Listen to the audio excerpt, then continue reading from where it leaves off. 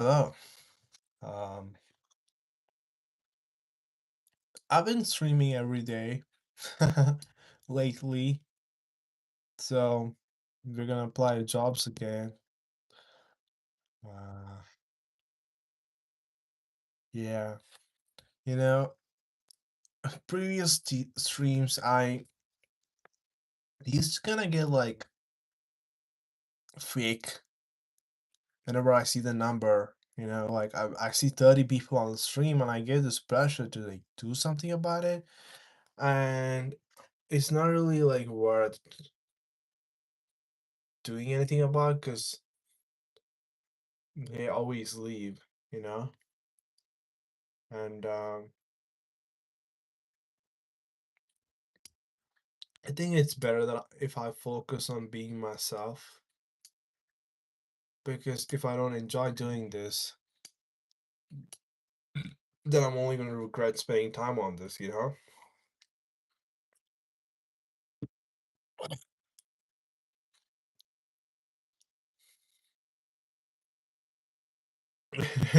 I'm looking at a job description here. Have a calm, diligent demeanor. Must be comfortable with computers and custom software. Must have a willingness to understand instrumentation, transducers, and measuring. Must have patience with customers. I know someone who would be really good for the job, but I don't think they're not engineering. So, huh? Um, Ann Arbor, Michigan. I don't know why I would move to Michigan just for this job. Like,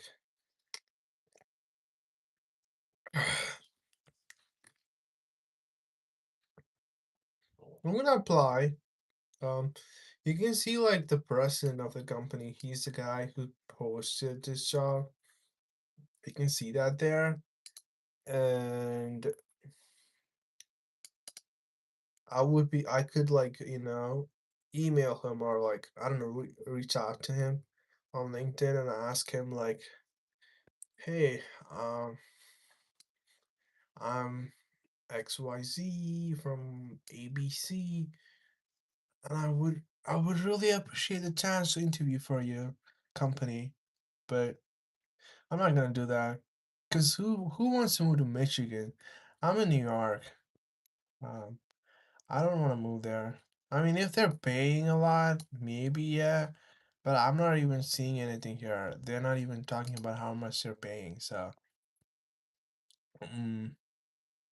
And there's a lot of jobs out there that's like electronics related. It kind of looks like it's a trades job. I'm looking at telecom calibration technician. Like you get paid 40 an hour, and they're asking previous experience with like electronics. I, I don't know how you get that, but it's like it looks like a nice job. They want you to lift 65 pounds. Can I even lift 65 pounds?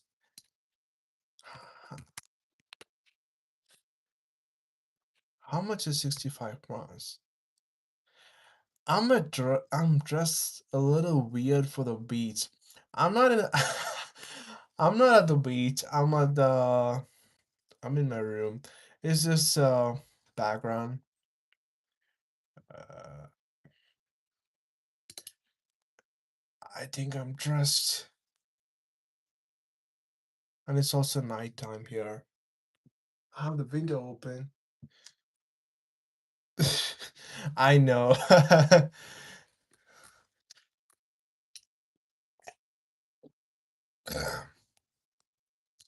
Quality assurance engineer, Wisconsin. Hmm. I wouldn't. I wouldn't mind moving to Wisconsin. Madison, Wisconsin. That's where the famous university is at, right? Like University of Wisconsin. But Ah, I don't know. Yeah, I'm looking for jobs. I'm just applying to jobs like I do every day. Uh, Also drinking some orange juice. It might not be orange juice.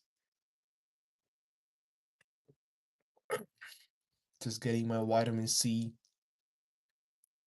Someone's laying a big stinky egg in my tub.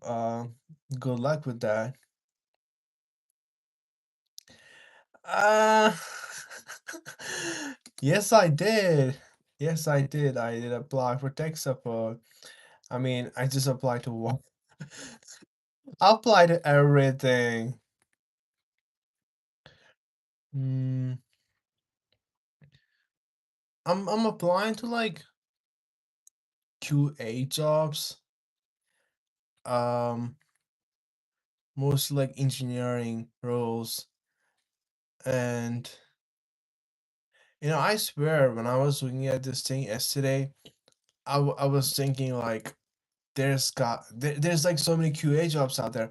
I worked on like my resume for an hour just so I could like apply for like a QA position.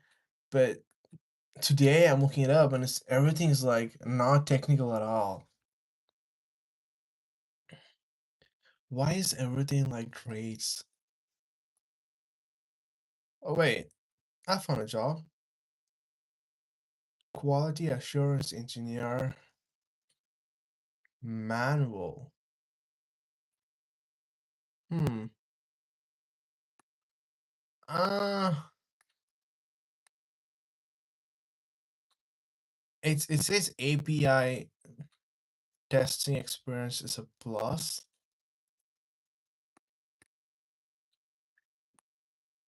Why isn't anything technical? Why are there no tech jobs? I found one, but they're asking for 3 years of experience. Maybe I gotta sort it to entry level and maybe New York first. I don't want to be looking at jobs in Kansas or Missouri.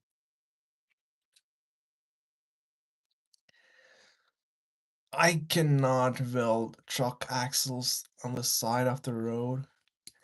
I think I can weld though. I've seen my dad weld some stuff. He had a welding machine. So I think I can weld stuff. I mean, I don't want to be responsible for the truck just falling, breaking apart in the middle of the road after I fix it.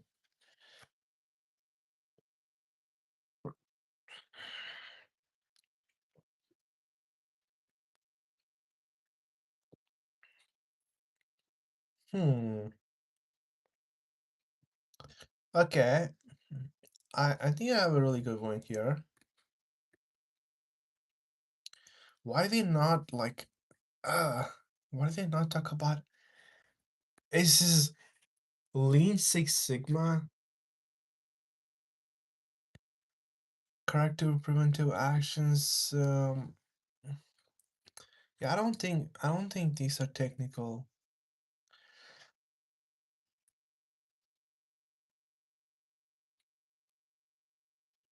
You know what? Where I want to work at, I want to work like in an island or somewhere with the beach. I just want to like work remote and then I don't know, barely work at all. I kind of work remote right now. Um, I was I was told that I need to show up at least once a week to the office. That office sucks. There's no windows in the office at all. When you sit inside the office,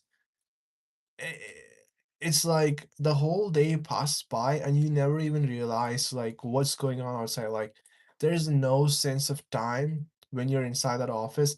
It literally feels like I'm in a Severance episode because that's how it feels. And I just keep going to the restroom just so I could get a peek off the window and get some sunlight. And I just hated going there. And it's fine. I just work remote right now, and I have a really good boss. It's a really nice place. Everyone's nice there. Everyone's really nice. Yeah. Um, rent jet skis on an island. Uh, I don't know. I'm not a jet ski person,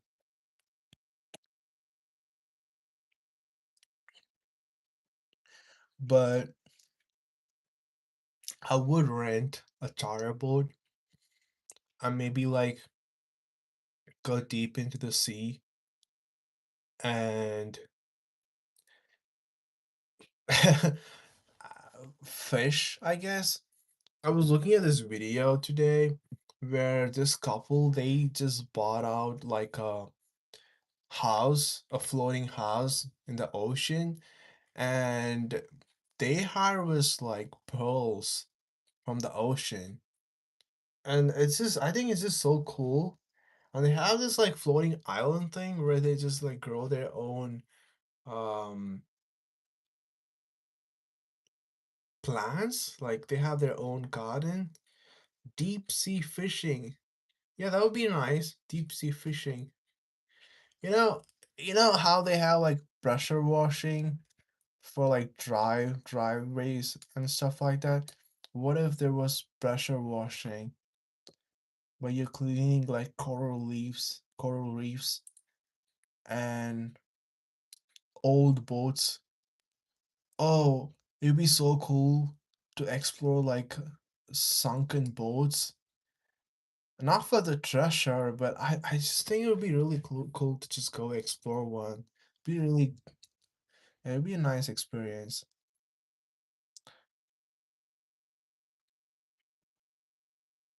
I don't want to die though. I've never like taken any diving classes, so I know that there's like pressure and stuff like that involved. So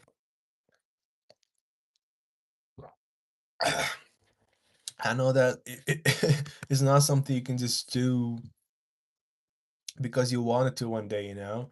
Like I don't know, bungee jumping or something. I think that I can do that. I think that, you know, if I just wanted to do that one day, I'm gonna like just decide to do that. Like I don't know, pay for whatever, and then they give me like an instructional. They show me an instructional video, and then I just jump. Um, and I don't know, but I tried go karting last month, and they just played me this video, and the guy asked me for questions. I didn't know any of this. I didn't even watch those videos. So my friend answered all those questions, and I just kind of went along with it. And they were like, "Yep, you guys can go. You're good." And I did not know what I was doing. I was just like kind of constantly hitting my friend.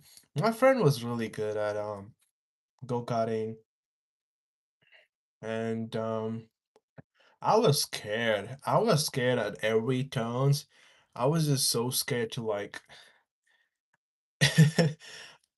I was waiting for it all to end. I'm not gonna lie. I don't know how people enjoy that. I don't know, I get that it's exciting. I was just like really scared that I'm gonna fall over. And I don't know, maybe because maybe it's because I'm tall, but I'm like 6'2", so my legs just were too long. I was just like awkwardly sitting in this really small go-karting thing. Uh, Self-contained. Underwater breathing apparatus. That's scuba. I didn't know that. Oh, self-contained underwater breathing apparatus. Oh, okay. Yeah, that makes sense. Huh. I mean, I must have like came across it when I was a kid or something, but huh, scuba. Well, it makes sense. Why would you know what? If you had asked me why scuba was named scuba, I would have said something like maybe it's something European, maybe it's Latin or something like that. But yeah, it's like laser. Laser also stands for something. Laser, laser. Light amplification by stimulated emission of radiation. Radiation. Huh. Laser is radiation? Because when I think about radiation, I would never think that it emits light. Like, I mean, of course, there's that green glowing right, but laser light is a form of electromagnetic radiation. Specifically, non-ionizing radiation in the optical spectrum. Well, I guess everything is some form of radiation. It's radiation. Oh, okay. Light is a form of electromagnetic radiation. Yeah. Hmm.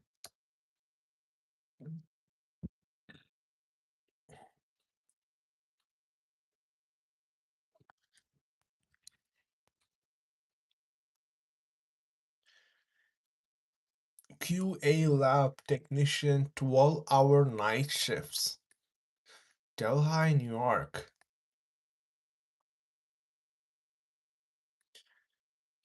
Um, I'm gonna have to like change the subscription because watch engineer in Verizon. HVAC? How's that an engineer? Like you can't just use the word engineer for everything that's not engineering. GTM engineer. Radiologists, X-ray readers make good money. Yeah, I've heard about that. Yeah. Um, I met this person on Discord. They were from Long Island. I think to get some kind of a scholarship, they went to the school. It was like a community college, I think. They went to the school for a year, and now they're going to school in Pennsylvania, where they're studying like the all 4 years of radiology. They're studying for free.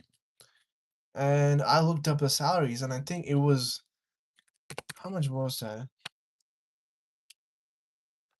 Diagnostic radial. Uh, uh, on an average annual salary of approximately $500,000. That's like $500,000. Um, damn. Why? Okay, when I started talking about this, I imagined that they were gonna make like 100,000, maybe up to like 200,000. I never thought I never even imagined $500,000. Like even if she ended up making $100,000 after 4 years of free college, that's like a win. And I'm seeing here and it says average annual salary. It's not the maximum, you know. So she could be well above average, for all I know. That means free college, and then once you graduate, maybe a couple years later, I think you make like $500,000. Why? Why do radiologists make so much money?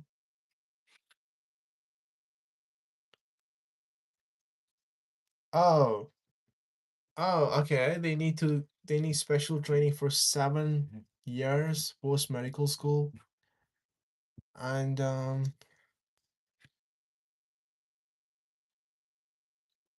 generating revenue for hospitals through imaging technology. Oh yeah, whenever you're sick or whenever you're like whatever it is, they just make you like, get a CT scan, get an MRI scan. So think the hospitals make a lot of money and a high barrier of entry, 4 years of residency and 1 to 2 years of fellowship training. Okay, that makes sense. Like I am just not smart enough. I'm not patient enough to do all that. And honestly, I didn't know they were making so much money. Surgeon minus anesthesiologist equals murder. I my school my university, there's a lot of pre-med majors like they just like study biology and shit. And I get that they're very motivated, but I mean they gotta be rich. Like you can't just like study forever, because once you like get a pre-med degree, you're gonna go write MCATs or whatever, and then you're gonna study again, right? Get your doctorate or whatever. So you gotta be really rich to like uh, um, do all that. But I also like appreciate or admire their commitment to it. Like me, I don't even like my major anymore. I don't think anyone likes their major anymore. And sometimes when I talk to these pre-med majors, I can just sense that they're not really fine with their they're not really fine with their major, they're kind of thinking, well, I like that, I like this. I feel like they gave me this rehearsed answer that they tell everyone, like, I like helping people. I went to a hospital and I don't know, someone saved me, or I like variety, and I don't know, I like new challenging things. Like there's challenging things everywhere. You can I don't yeah, I mean you don't really have to. I feel like yeah, I like challenge. Um I like entrepreneurship. You know what makes a challenge so rewarding? When there's like an actual monetary compensation, like you fix something, you do something, and you get something out of it. Because in my experience, like there's a lot of things that I approached as a challenge, and then I started working on it, and then I succeeded. And then once I did that, the second time or the third time, I wasn't really into it because now it's not as challenging as it was like before. So when people say like, yeah, I want new challenges, I don't think they understand. Like I don't know, everyone's different, but after a while, if there's no financial risk, if you're not really making a lot of money out of it, like are you like gonna really enjoy it? Are you gonna feel rewarded? Are you gonna feel like, yeah, my time and effort was worth it? Or like there's a lot of choices people make that they think about their short-term emotions and never consider their long-term emotions. This is my opinion. And what would I know? I could I always fail biology, so I finally found an AI job. I'm gonna apply to that.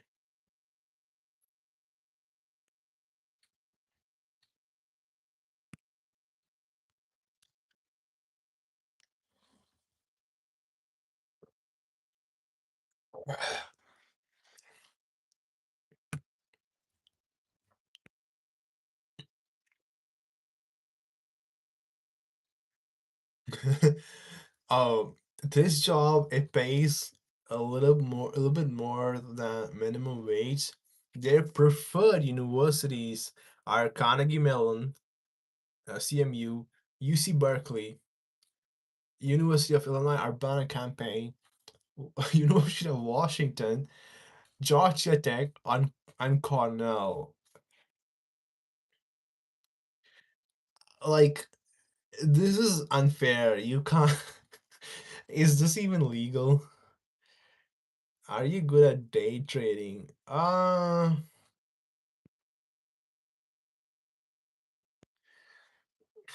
mean, is anyone good at day trading? I mean, I don't think I am. Um, I did try that during COVID. Um, you make a lot of money really soon, and then you lose a lot of money also really soon. I- It's not even about making money. It gives you that high. It gives you like, yeah, because all these trades will like leverage, so you make like 20 times, 50 times, 100 times the profit, but also 100 times the loss. Um, it is really risky. I did invest some money uh in like some oil companies, and it doubled in a year. So I think oil companies. What about Exxon's stock price? Exxon Mobil stock.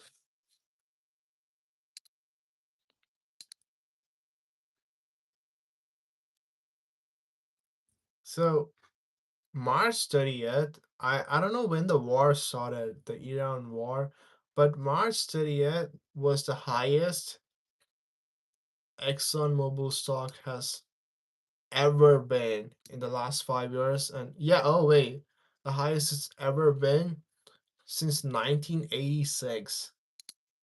And then it starts falling now, and it's been falling since March, slowly. It's kind of flat. Uh,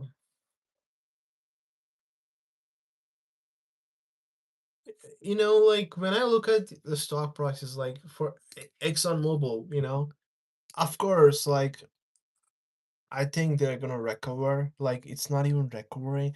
I think they're gonna do really good. I think the war is gonna end. I think they're too powerful. They're not gonna let this go on forever. But just 14 days ago, like 15 days ago, their stock was at the highest. So when it's going down right now, does that mean that it's gonna go up again?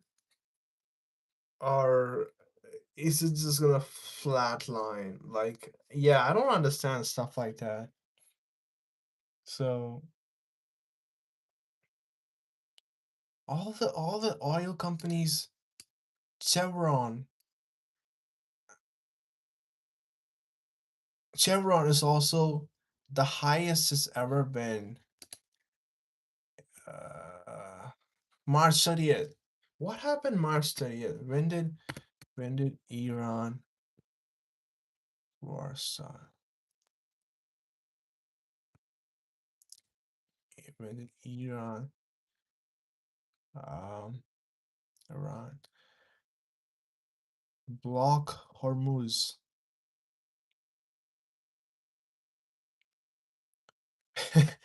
They blocked it February 28th, and the stock prices climbed up March 30th. Maybe there was this kind of peace treaty, I think. I believe. Yeah, it's gotta be that. I think that's why the stock prices climbed, but then it fell again because Israel don't didn't wanna end the conflict. They just want to keep fighting. I don't know. I just think it's really shitty that they would do that. Um, I mean, who wants war? Like, I don't think anyone wants war because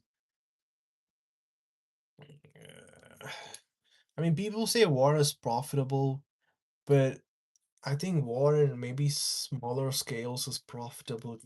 You know, when the war is in like Afghanistan or Venezuela, but how is war even profitable when it's like blocking the supply chain,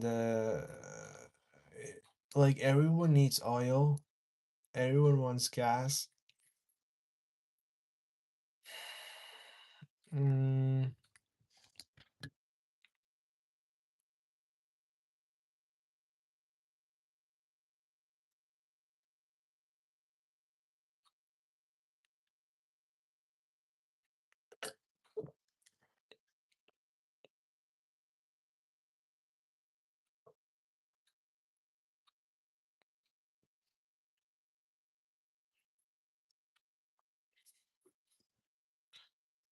maybe I was mistaken about what quality assurance engineers actually do.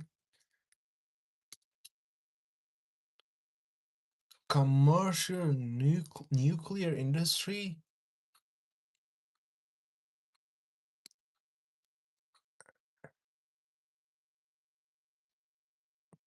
Uh, yeah. Oh, Walt Disney. It'd be nice if I could work at a Walt Disney. Damn, $130,000. New York, New York. Yeah, I want to work there.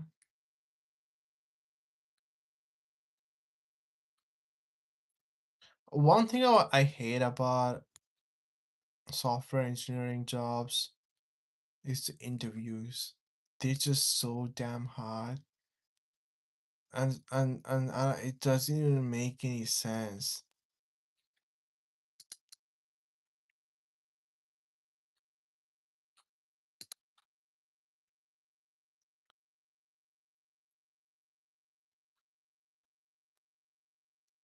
Mm, mm, mm, mm, mm, mm.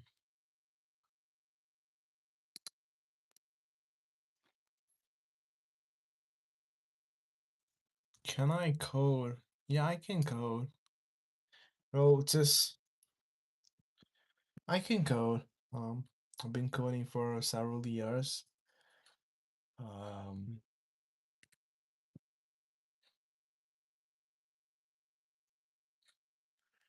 but yeah, the market's not the same anymore. With AI, AI, AI, AI, AI. Everyone's talking about AI. There was this old, I wouldn't say coworker. We worked for the same company. We were tabling, to promote awareness about our company. Like, I don't know, get people interested, I guess. And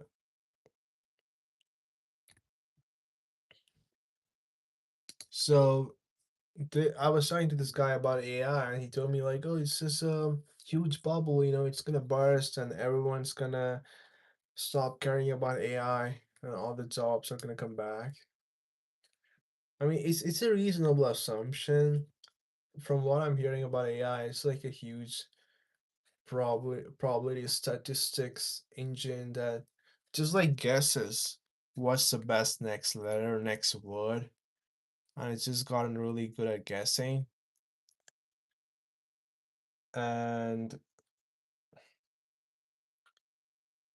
people often say, okay, that's just not thinking, human brain is possible, capable of thinking things. And I ask myself, are we though?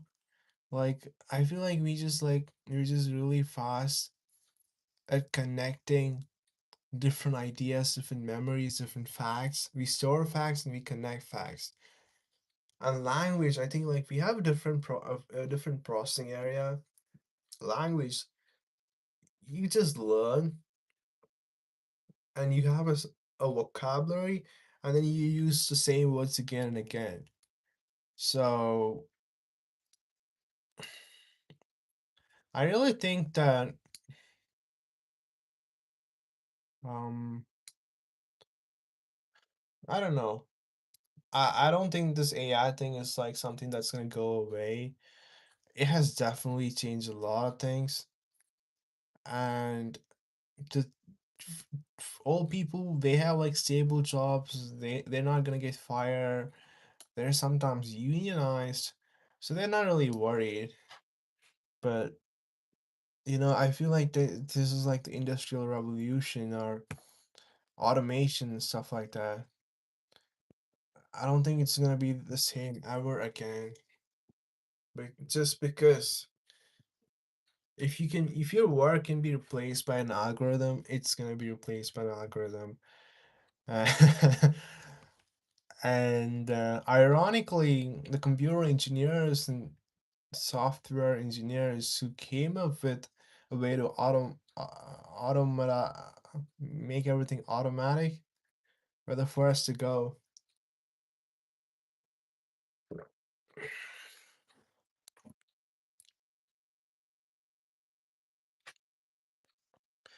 Um, my boss, I had a meeting with my boss this morning.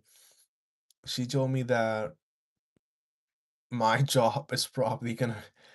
Yeah, they're training this AI that could potentially like work on a lot of stuff that we have problems with. We get a lot of tickets from professors and people at the university who have issues with stuff, and now they're coming up with this API and AI thing that's just gonna solve all the issues by itself, fix all the documents, fix all the websites, and they wouldn't need me anymore. I think there were like 10 people working at my office, and there's only 5 people working now because people just started quitting because they didn't give us anything to work on anymore. And I feel like my job, it's part-time, but it's more like a contractor position. So you get paid for the things you work on. And when you don't get enough stuff to work on, you don't have a job. That's what it means. Um,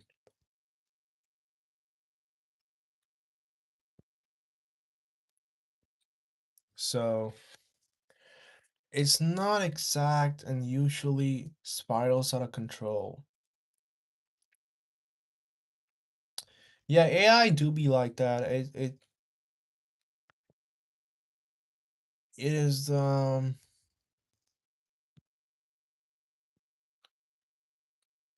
think it could spiral out of control. Quantum computing, like Javier, hello. Quantum computing, like what even is that?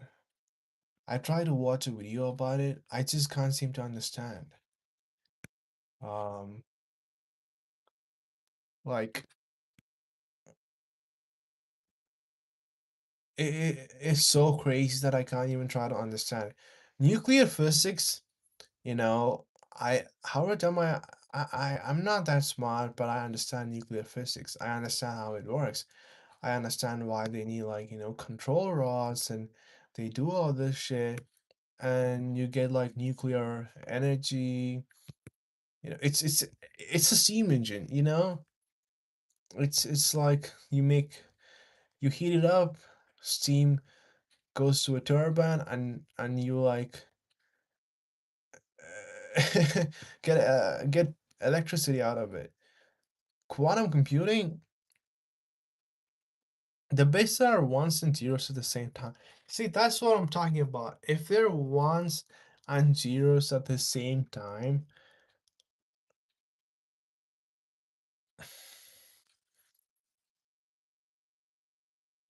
so my understanding of quantum physics was that a particle is both a wave and a matter until observed, and when you observe it like exhibits one characteristic, or it exhibits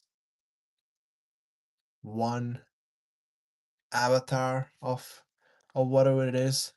And quantum computing, I just don't see how that could be manipulated into use for computing. Like,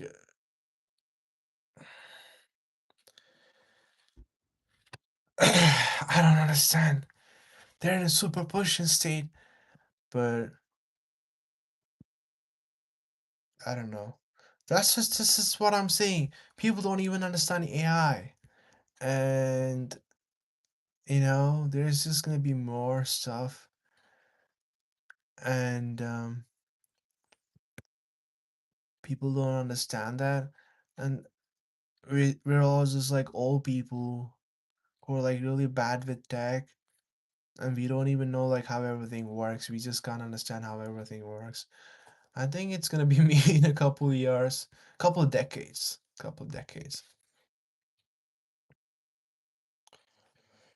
Because semiconductors, I understand. I'm taking a semiconductor class right now.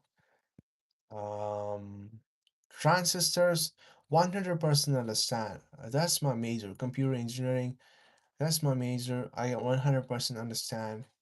Quantum computing, same with machine learning and AI. Like, I mean, I get it, but I'm not really work with it, so I'm not really confident as to how that works.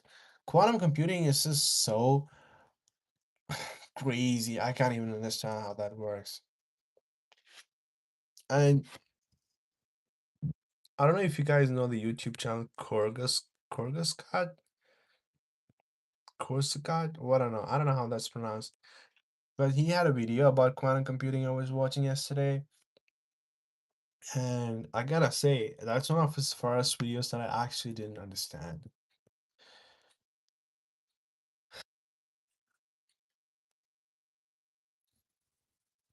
Transistor base emitter collector.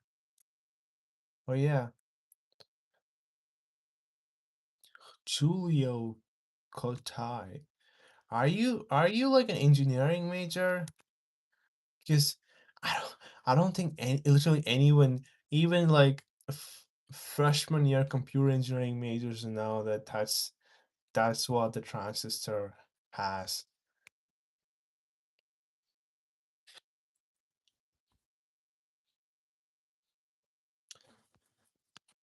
Yeah, uh, we have like NMOS and PMOS transistors, and I just wing it. I don't even remember how they look like, and I just like, oh, okay, these gotta be NMOS, these gotta be PMOS, and then I just like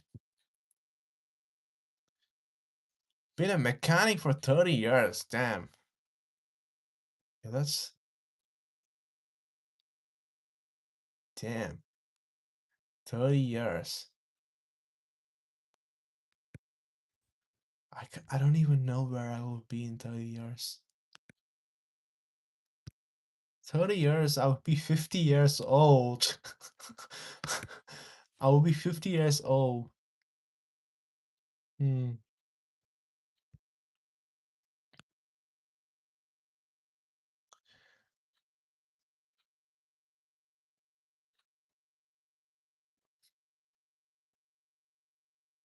You're 50. Uh, I mean, that's fine, I guess. Um,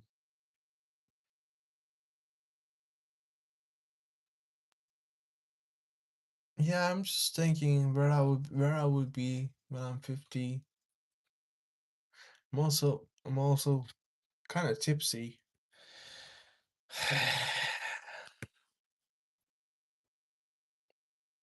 Honestly, I haven't even applied to like two jobs yet, but I'm kind of done.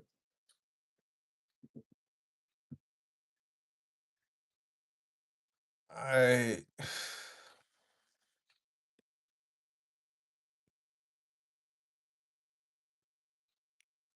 Quality control technician.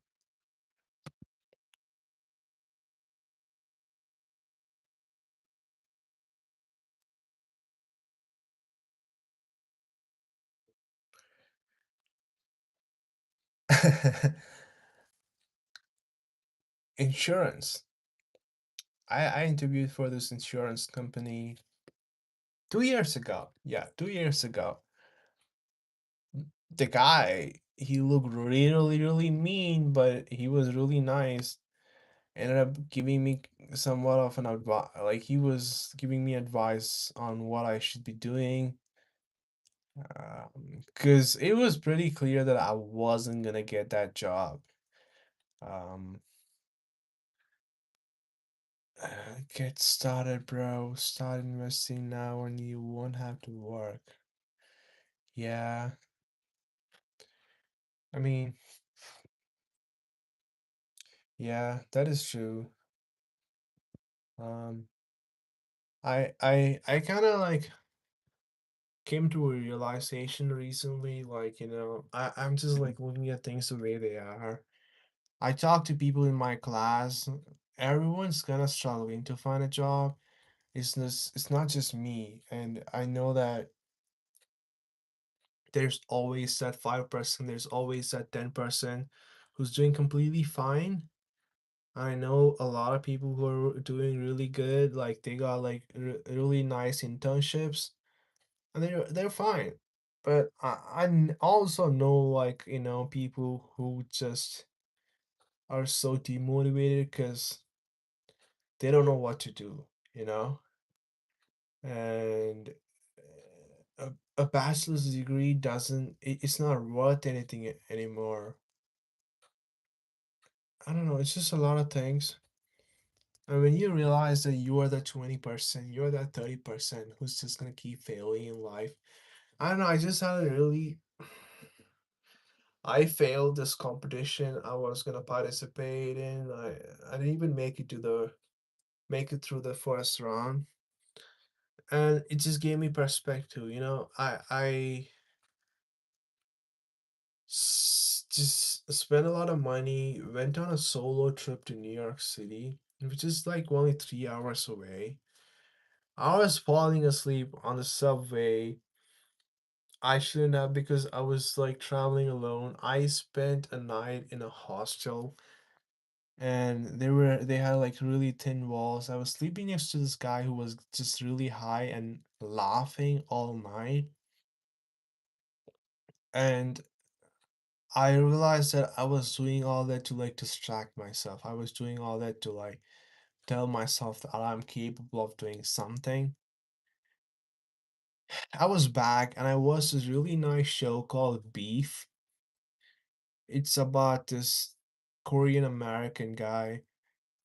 He just wants to like make some money, give some money to his parents. He's just trying to make a living, and then everything just keeps going wrong. And he kind of tries to kill himself. He doesn't really work out, and then he's a very complicated person with the storyline is complicated. He's not a good guy who's just like going through bad things.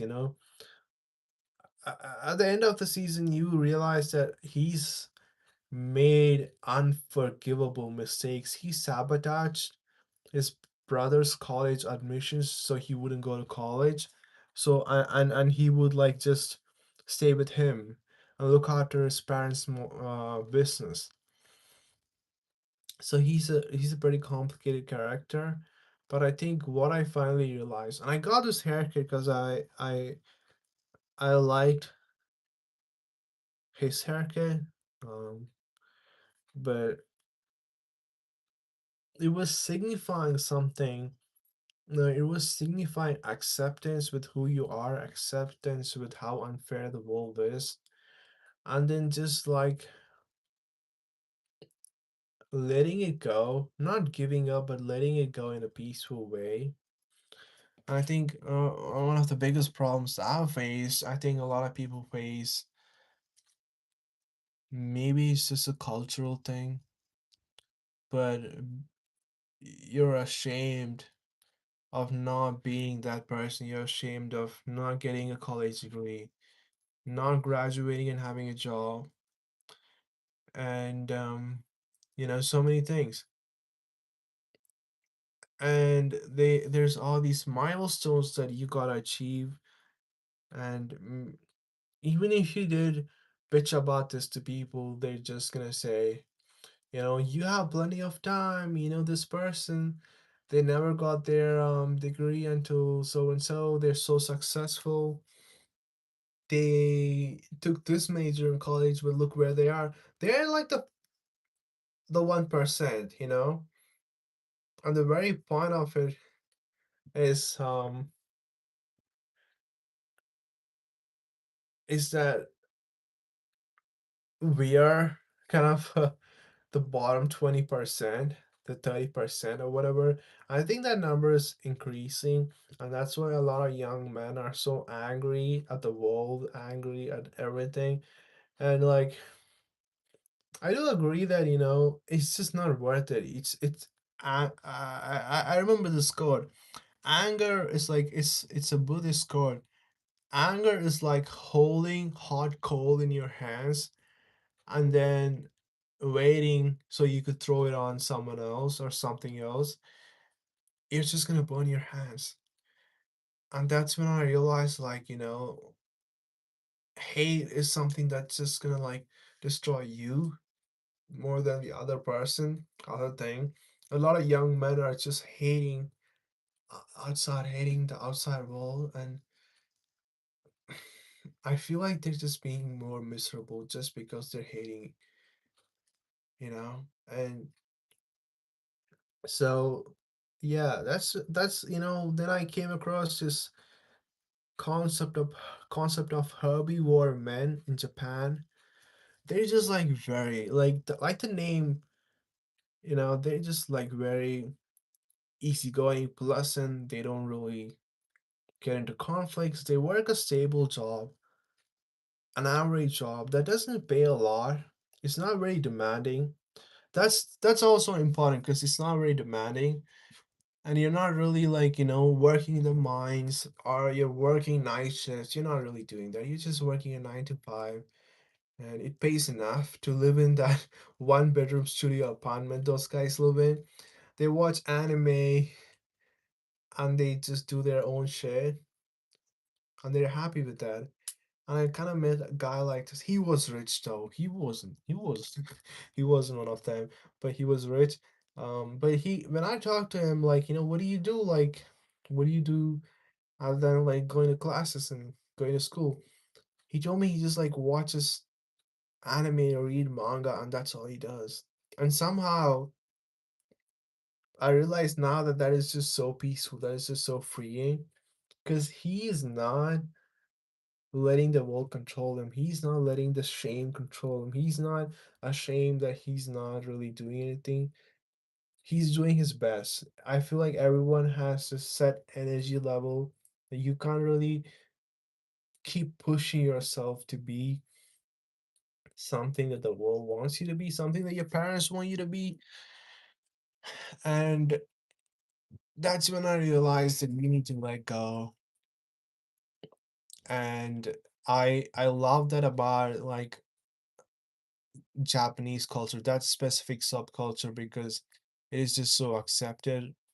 I don't know if it's like polite and respectful to be respectful to everyone, but if you start respecting that version of who it means to be a man, I think that would be really healthy for a lot of people. Like, you don't have to be that man who and just like be that cookie cutter man that everyone wants you to be. Or you're just like thinking about it. I don't know if it's just me, but uh, you know, people, men, I think lack really good role models.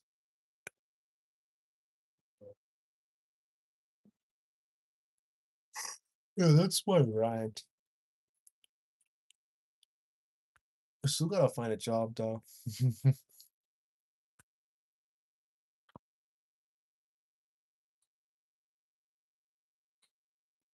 You have to love the wolf, flaws, and all. The fleas come with the dog. Yeah, that's so true. The fleas come with the dog.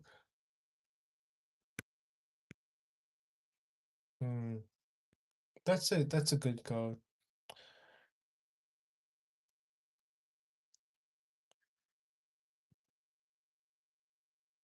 I think, yeah. I don't know if this is me, but I think that me and a lot of people out there have a natural tendency to make things better, make things perfect. And it seems like a lot of things aren't in your control. And it's easy to forget about that, but when you're constantly trying to remember that,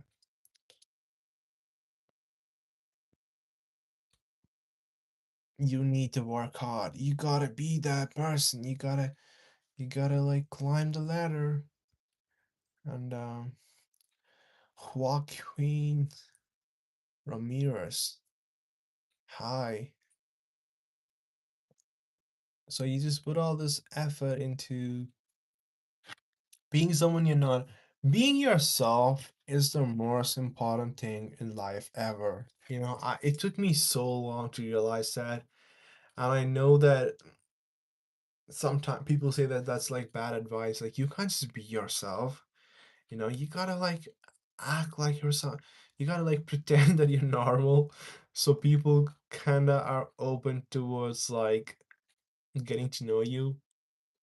They're open to tolerating you. And and then you kind of slowly unravel all this fucked up whatever you are. And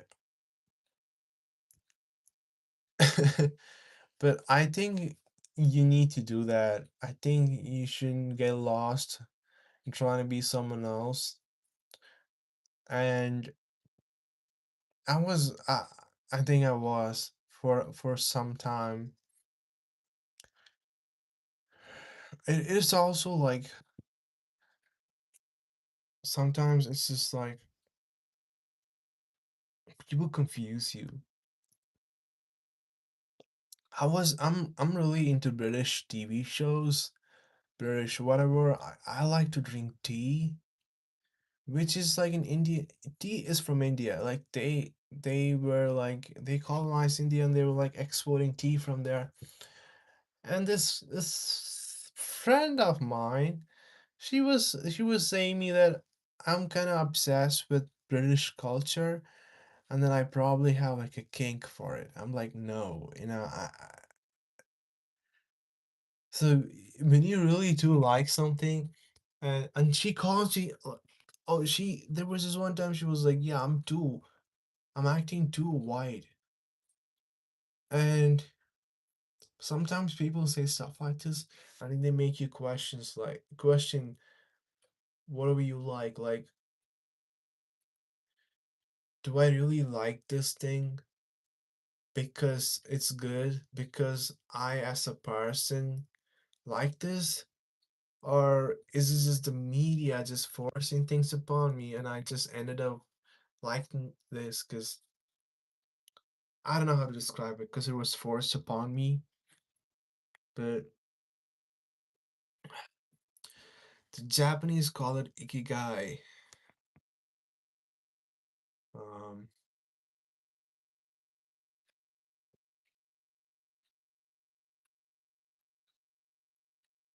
I looked up ikigai and it says what you love, what you're good at, what the world needs, what you can be paid for.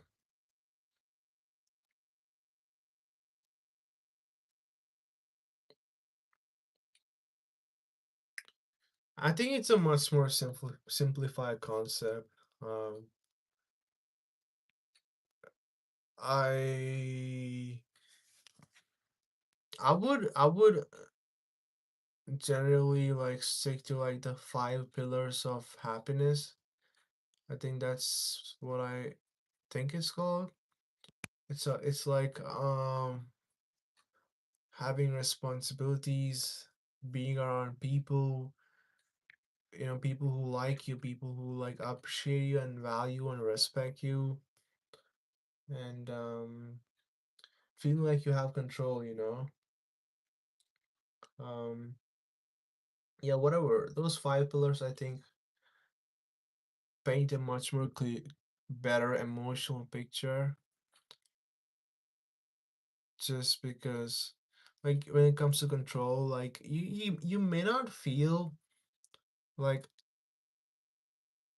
a lot of things outside your world feels out of control. And a lot of these people that I met who are really into activism, social change, social justice, or whatever, I think that they do not have control over their lives. They want to feel a sense of control, and they like use this as a way to feel controlled, like control, like some control over their life, other people's life. So I think there's like a certain emotional aspect, certain um complicated human phenomena going on, and it's not just, oh, what you're good at, what the world needs. Like, I don't think anyone cares about what the world needs. I swear, I spent 1 year working for a nonprofit, and at the end of the year, I had the opportunity to ask a lot of people why were they doing what they were doing, like what drives you, why did you do that, why do you do that. And they all gave me this answer that was so generic, and I believed them. I thought that just because they're saying what they're saying, it means that it's true. And believe it, believe it or not, I was asked the same question a lot of times. They made me like they took pictures of me. They posted me on their Instagram pages, and the description would be, like why he does so and so, and I would have to like say something about it. I would just kind of say the same stuff that all these other people told me, like, I love to give back. I love to make whatever small changes I can in my community and help whatever. And I started using those same talking points. And that's when I realized there's a small chance that all these people that I asked for advice, asked for guidance, they were also repeating the same talking points. You know what they really liked? They like being in power. They like being the boss. They like being the manager. They liked doing something on their own. They liked working on this project. And I think at the end of the day, that's what it was. They liked working on a project with these group of people who were really nice. Everyone who volunteers, everyone who's like, trying to give back without any reward. That's like, of course, there's social rewards. Of course, you're gonna feel good, but there is no monetary compensation. So a lot of people you meet are genuinely down to earth, nice people, and the chance to work with people like that and manage people or whatever, coming up with projects, I think that's what they really liked.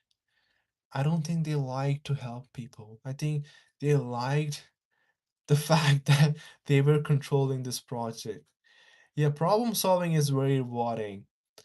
And that's when I realized that if you have trouble like finding something you like, if you have trouble like getting this sense of control, like you can't work on your own project, you don't have the means or resources to do that, you can always like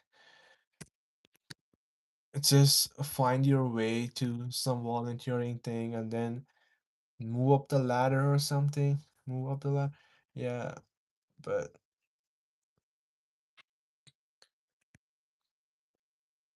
so yeah, I think that's really important. I can't seem to find where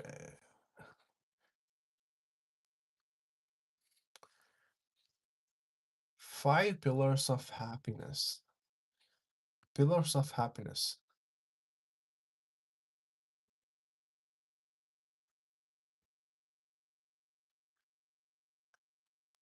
Well, while we're talking about it all, I think self-love is really important, you know. You have to accept yourself. You have to,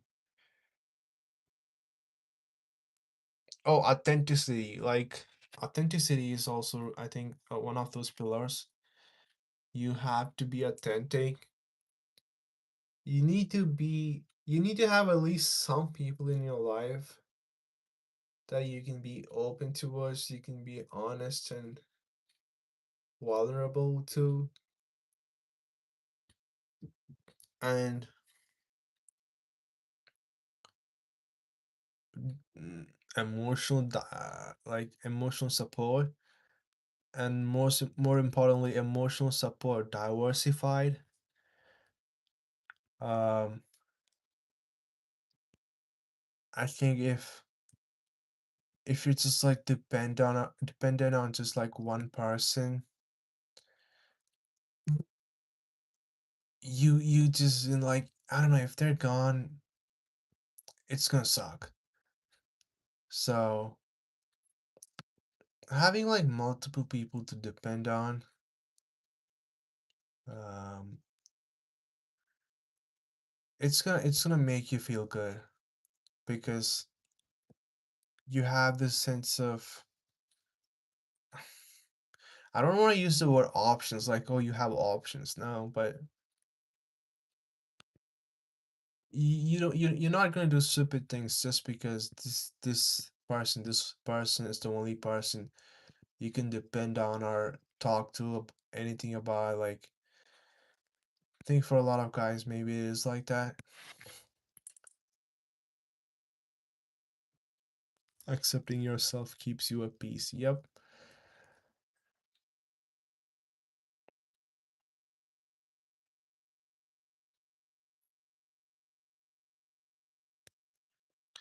Someone said stop YouTube. It's not for you. Uh, you know what? I'm fine with that. Um, I'm just like fine with that. I actually like, yeah, cause really, I like that, at least someone's being honest. Um, cause I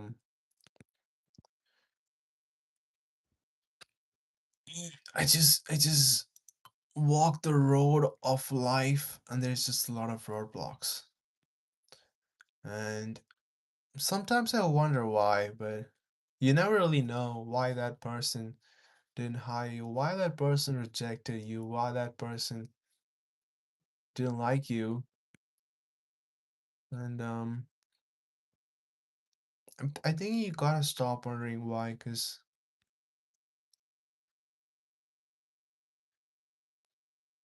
only people with hate other people.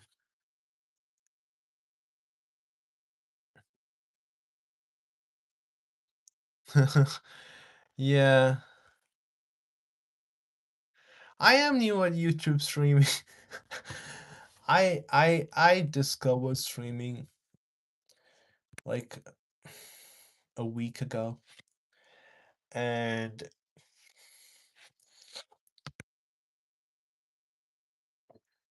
I think, yeah, I just like talking, so I thought, why not?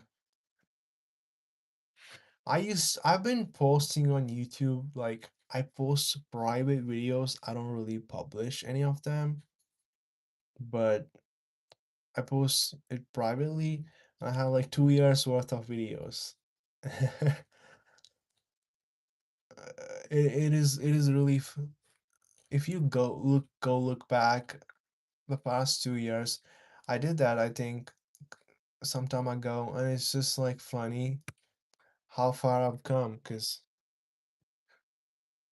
I used to be worried about so much stuff, and now it just feels like, why was I even worried about all that? It's all gonna work out. It always does.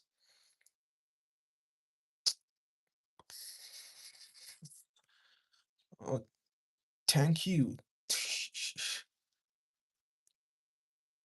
I think yeah, I'm good at talking to people. Um, One thing I realized from all these vlogs, like, going back to 2 years, one thing I realized was that I was worried about so many things. Like, I was worried that I was gonna be, I don't, I was worried that I wasn't gonna be able to sign a lease on time. I was gonna take a house with these bunch of guys, and some of those guys were in frats, not the type of guys I wanted to be friends with. One guy ended up being gay. I don't even know how I never knew that. And this other guy, he reached out to me 3 months later asking me if you're still looking for houses. Like, no, you're supposed to text me the day after telling me like, oh, do you want to go with this or not? The landlord texted me telling me that someone else wanted the house and it was gone. I'm not homeless right now. And also, j- you know, finding a job. I was so worried that I was never gonna find a job. I spent all this time working, studying really hard for this one interview. It was user experience research at the university libraries. I really, really wanted that job. I did all kinds of research. I stalked my interviewers' social media profiles. I did everything. And I still failed that interview, and I was kind of sad. But mm, I kind of accepted that, okay, I guess I'm just going to be unemployed during my senior year, but at least I'm going to graduate. At least I'm going to have some time to like apply to jobs. But then out of nowhere, someone like messaged me asking me if I'm still looking for jobs. And then I applied to this position 4 to 5 months ago, and then they offered me this job. I don't even go to the office. I don't do shit. Everything's online. I just work from home. I get paid. And guess what? I got another offer. Also got another offer from this professor. He was really, really toxic. He never really let me spoke during the interview. So I decided, okay, this is not the kind of person I want to work for. Um, in hindsight, he might have been able to like he might have had connections. He might have gotten me like a free masters. Like I know a couple people who are just studying for free because the professor sponsored them. He might have been able to do that. But I did make the choices that I wanted to make. I think at that time I told myself that, I was so worried about not having opportunities at all, but I was fine. Like everything ended up being fine, and all I had to do was just like try. That's all I had to do, and everything worked out. I think that's really important. Trying. If you don't try, it's like you're not even buying the lottery tickets. You're never gonna win. Just like don't even think about winning. But if you keep trying, maybe there's a chance. How many years of experience do you have with Microsoft Office? Uh, I think I'm applying to this. I'm applying to a wrong job. Microsoft Office. It's a construction job. Showing up is half the job. That is so true. I would go as far as to say that showing up is 90% of the job. Oh, wait. No. Showing up is half the job. Yep. Because when you say 90%, no, I really do believe that a lot of people think that showing up is like 90 or 80% of the job. And I'm in a lot of orgs, these people show up and they just think they're part of this thing. No, you gotta also, I don't know, try to do something. Just not show up and talk and expect that you're part of this group. You're contributing something. So I think I would agree that it's 50% showing up and 50% doing the work. Because if you don't show up, you can't do the work at all. And if you don't show up, you don't even learn. You only learn by showing up. College is the ultimate test of showing up. Are you capable of showing up to classes 4 years in a row? Are you capable of showing up even when the group projects suck, even when your teammates suck? And it's a huge test to see if you can keep showing up.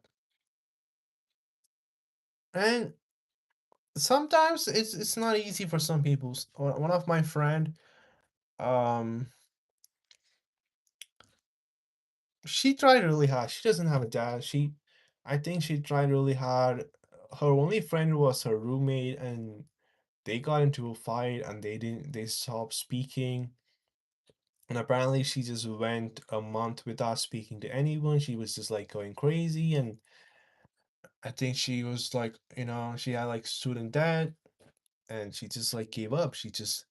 I mean, she dropped out of college, but so it's not easy for some people, and all it does is like actually see if you are in that socio-economic class that is capable of succeeding. If I hire you, I mean, if you got problems with your family, your parents, if you got like abusive, whatever, and that if that's gonna be a problem, that's not on me. So I think college just stress tests you, see if you have that support structure, see if you have that socioeconomic capabilities to like actually do stuff, because anyone can do stuff, but there's going to be these pressures emotionally, and you gotta like learn to work with all that.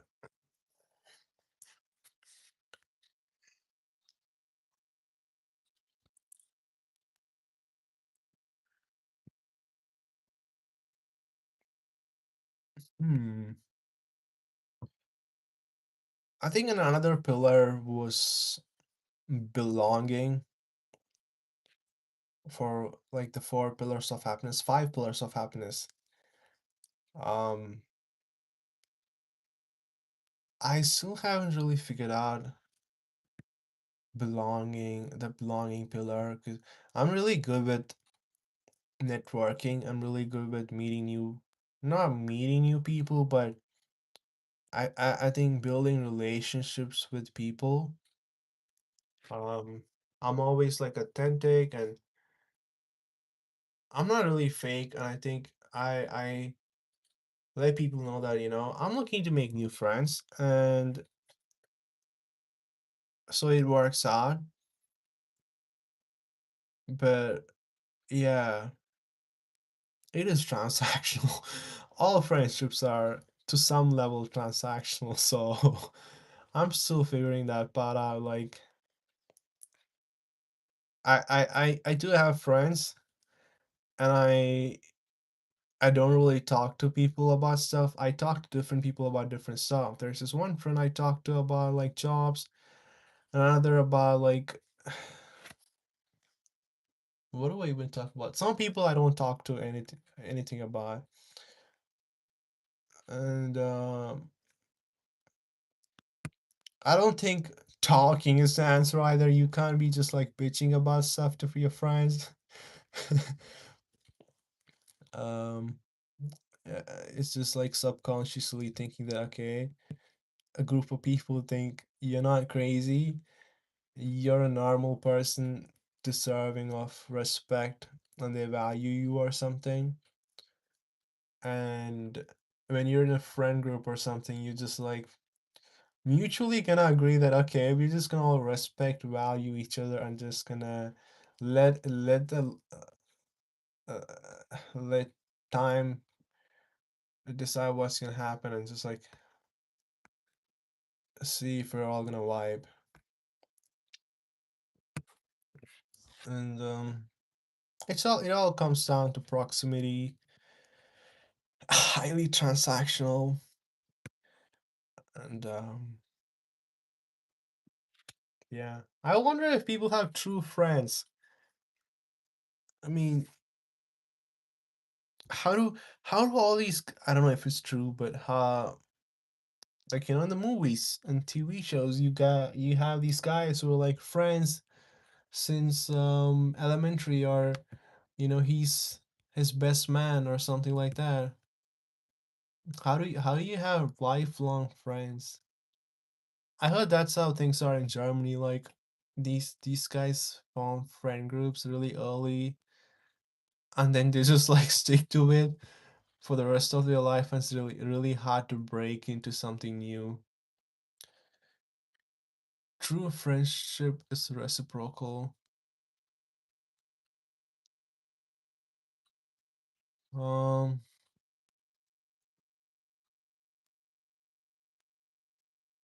hmm.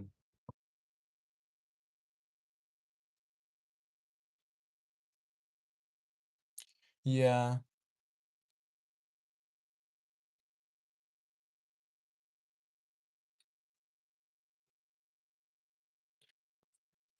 Huh.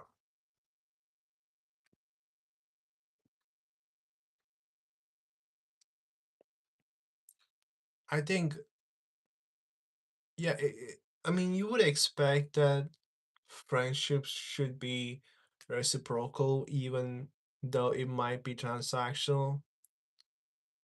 But I think reciprocal means,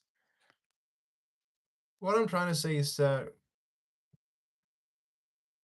some people that I'm friends with, um, it might just be really easy for them to make friends.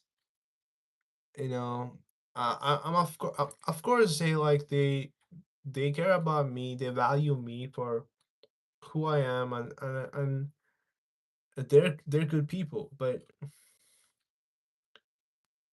maybe it's insecurity, but I do sometimes think that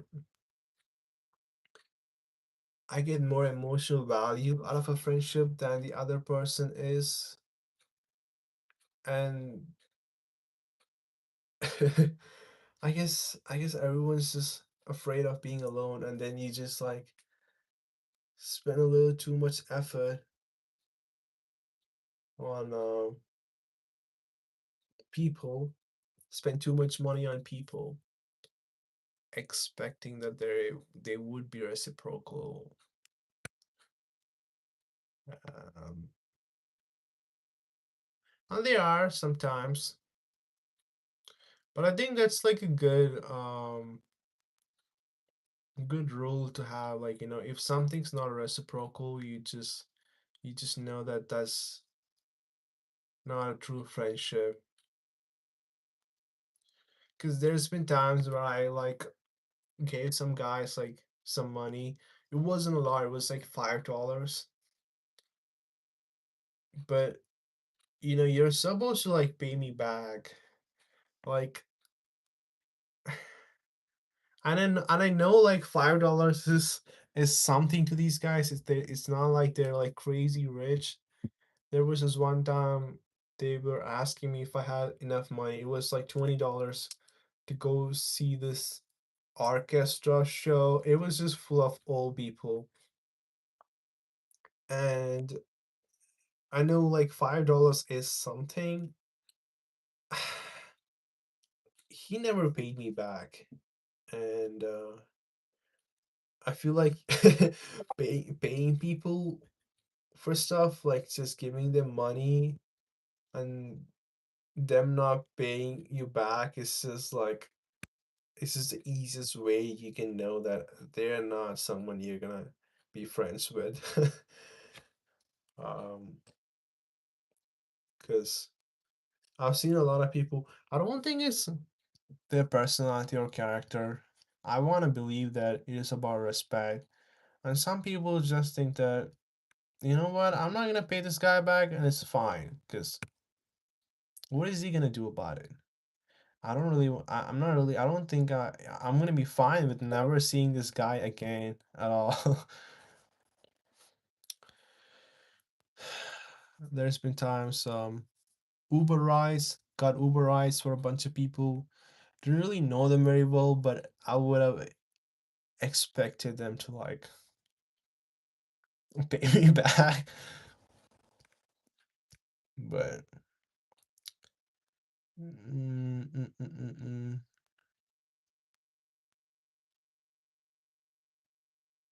mm. Just got a message.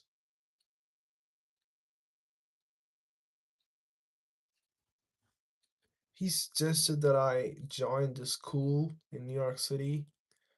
They're not a school per se. There's no tuition. You get paid to go there. Um,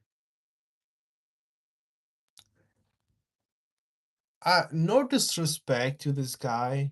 He's really nice and he's been helping me out with like jobs and stuff like that. But he's been in that school. He went through that program. You get paid to go there. You get paid to like go there for 4 months and then for another in 6 month terms you work for different companies and they work with the really like they work with really famous companies. So if this guy went there and he doesn't have a job,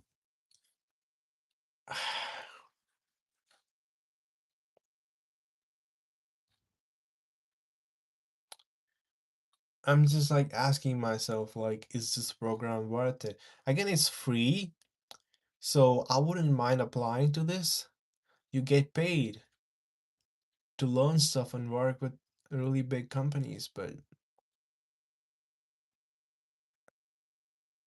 and he ended up working for Airbnb and I've heard they pay a lot of money, but he's a good guy, but it's just that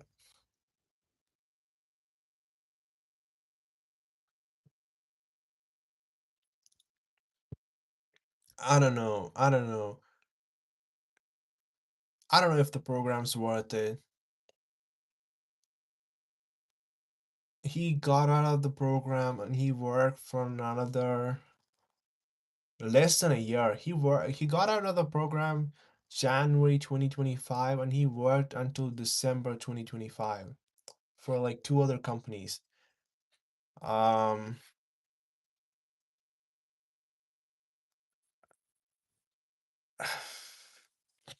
yeah, and it was less than 6 months, so makes me think like, is it worth it though? Like he's in Texas, so maybe he should move back to New York City so he can use his connections.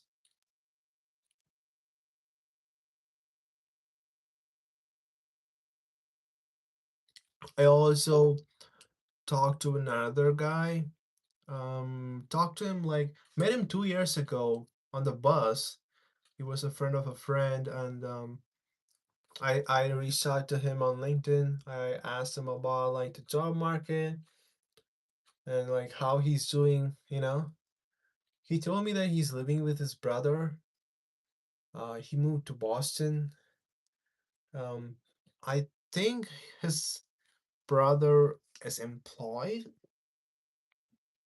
He must have a really nice job because he's paying for everything, right? He let his brother stay with him for a year. This guy I was talking to, he has been unemployed for a year. I mean, he graduated and he never actually found a job, and he's been looking for a job for a year. And of course, I really appreciate that he hopped on a call to talk to me. but I did feel hesitant about listening to anything or taking any advice that the guy gave. There are some certifications for data analyst positions. He was looking for data analyst jobs, and why didn't he get any? Like it's been a year, and there was a lot of questions I wish I could ask to him, but it would be so rude to ask someone like, why haven't you been putting enough effort? Um, so and in the end, I was telling him, I'm so glad that I got to talk to you, and I have a better picture of what I want to do in the future right now. He replied, he saying that, like, that's what I say to everyone I talk to. Like, he knew that I was just lying because I was just trying to be nice. Um, I don't know what else I can do. I can say because at that point I was expecting completely different from this guy, completely different advice. Um, One thing about guys, like some guys just love going to the gym. Um, this guy I talked to from LinkedIn goes to the gym every day, and so you would think that's a good thing, like going to the gym, like staying active, like fitness is good, but there's also other aspects. Like I think it. I can't really comment on this because I haven't been to the gym in like a year. I don't really work out. I don't exercise. I sprained my neck yesterday because I didn't want to run over my roommate's cat, which was like just jumping around everywhere. And another friend of mine, he also goes to the gym every day for an hour. Um, he also kind of gave up on the job market. Um, he's um he's from he's going back to Hong Kong. His parents work in Trinidad in South America. He's got a very interesting background, but he's just gonna give up. And I asked myself, is working out good for you? Is staying active good for you? Because of course, I'm a troubled person. I could use some of those endorphins, but is it making you feel too good that you're not putting effort into other things? That's something that I ask myself. I definitely get really tired when I work out, and then I come home and I sleep, and then I wake up the next day and I'm kind of tired because I think when I say working out, I mean like weightlifting. Because of course, I think if I went running and I'm running the same amount of time every day for months, I'm gonna be fine. I'm just gonna burn off these X amount of calories. I'm gonna be fine. But weightlifting, you're like increasing the weights every week or something, and you get tired the next day. You're constantly pushing yourself, and your body's rebuilding itself. And I think it does take a toll physically, and everything physical also becomes mental. Um, and that's one of the reasons why I don't think I ever want to weightlift. Um, in the foreseeable future, just because like there's just so much other stuff to do.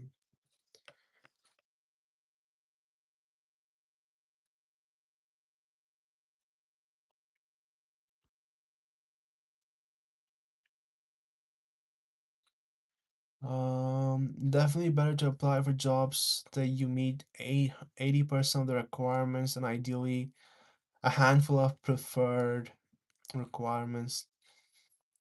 Well, at least with that,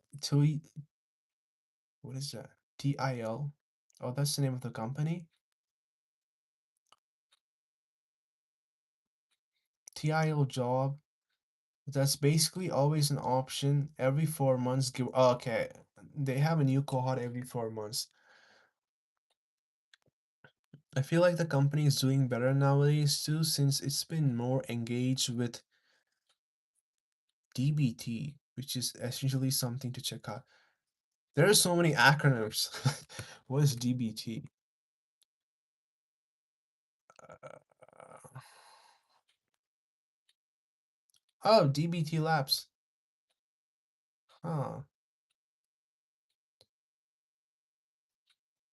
Interesting.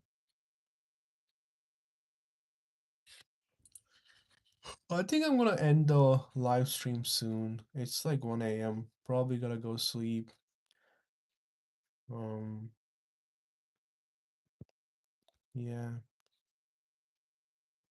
Chat DBT.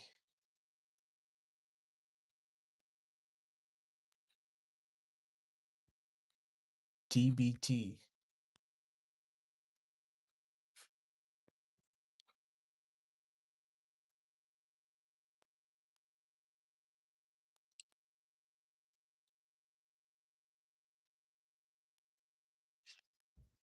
Hmm. Oh yeah, it was great having you on the stream, and thank you for staying on for such a long time. Um, I usually don't really get any viewers, but yeah, thank you, and thanks everyone, and good night.